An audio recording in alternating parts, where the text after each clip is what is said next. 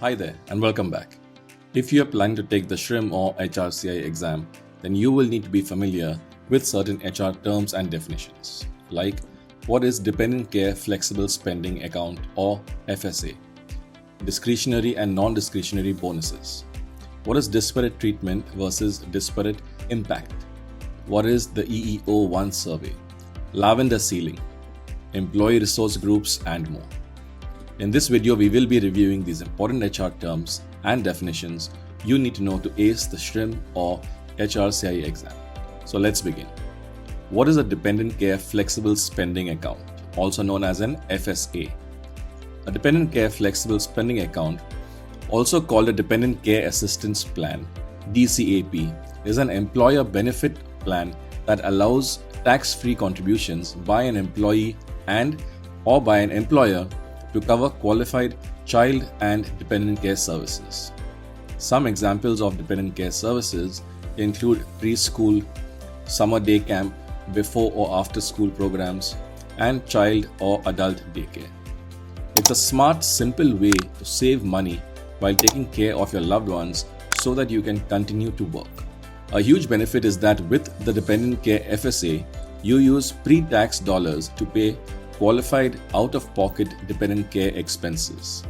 The money you contribute to a dependent care FSA is not subject to payroll taxes, so you end up paying less in taxes and take home more of your paycheck. Next, what is discretionary and non-discretionary bonuses? A discretionary bonus is one given at the sole discretion of the employer.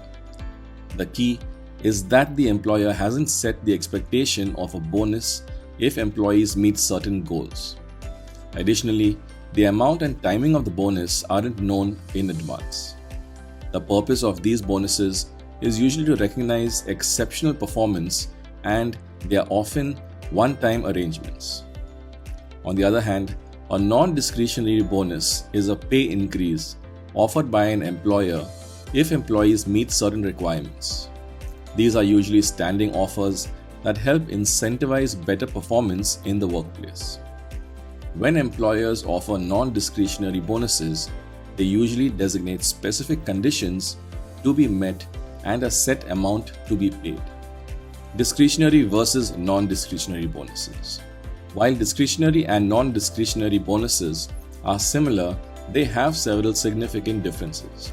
Here are some of the primary distinctions between discretionary and non-discretionary bonuses.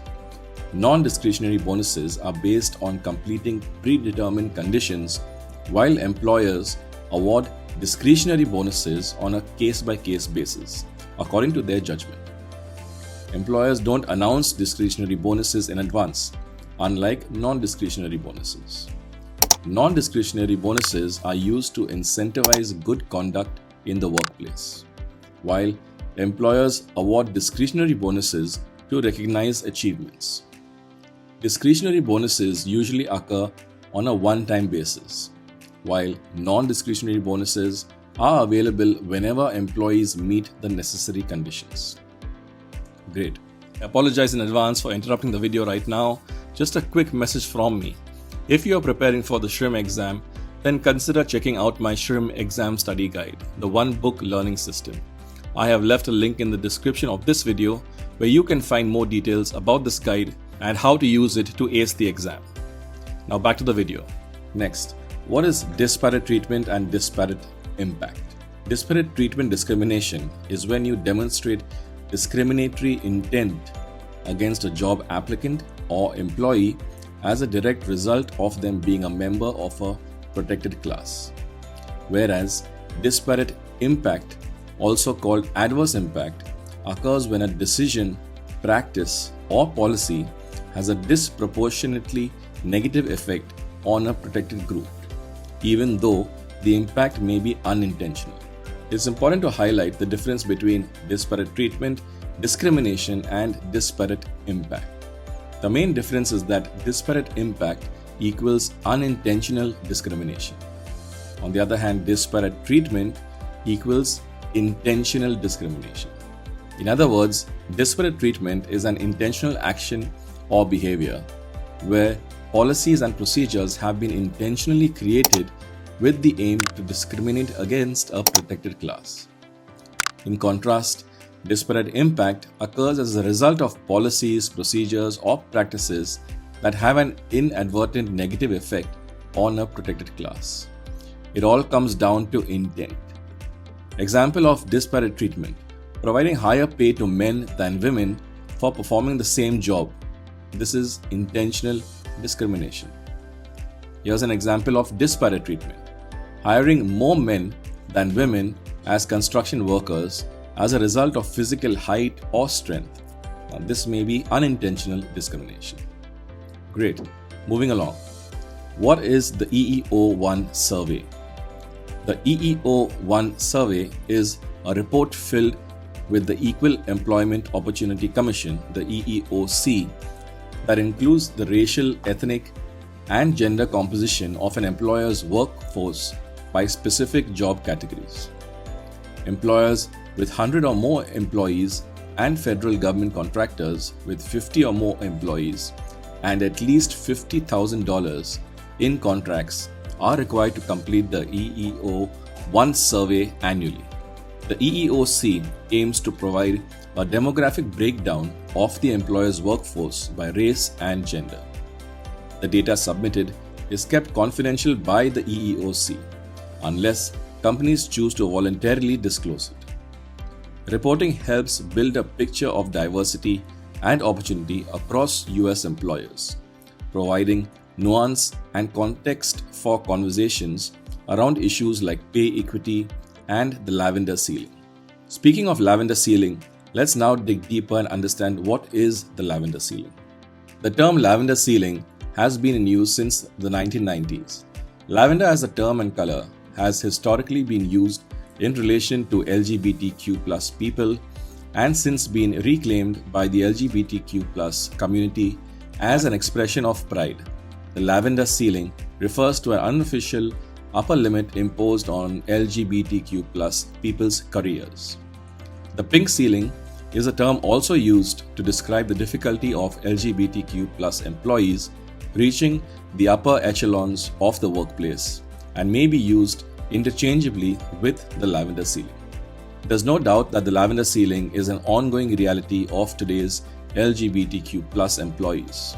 Workers are woefully underrepresented within corporate boards and executive committees.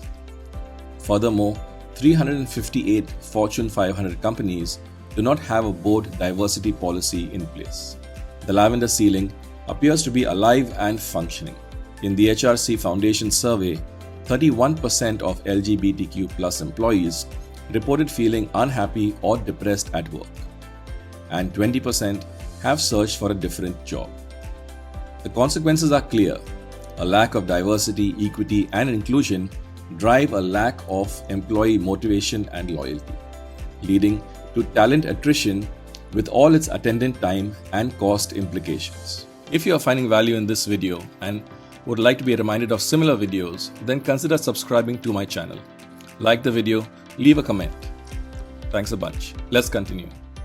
Next, what are employee resource groups? Employee resource groups, or ERGs, also called affinity groups, are employee groups that come together either voluntarily based on a common interest or background, or at the request of a company. ERGs are generally created by workers looking for community or support and may or may not be formally or financially supported by an employer. An ERG could be formed around nearly any area of interest, from professional goals to gardening. Employee resource groups can help employees feel more attached to a company and its culture, and they may also aid businesses in hiring and employee retention. Many companies today wrestle with how best to attract and retain talented workers, particularly in a tight job market. Employee resource groups formed at a grassroots level can help strengthen the bond a worker feels for a company by providing a way to find and connect with like-minded individuals. While ERGs can operate like business networking groups, they are equally suited for promoting diversity and inclusion in the workplace. In many companies, the earliest formed ERGs sprung up in support of those goals, creating groups for LGBTQ+ employees and other minority groups. For more HR terms and definitions, I recommend you check out this playlist next, in which I go through many more terms and definitions. If you are finding value in this video, like, comment, share and subscribe. I post HR and leadership related videos every week. I will see you in the next video.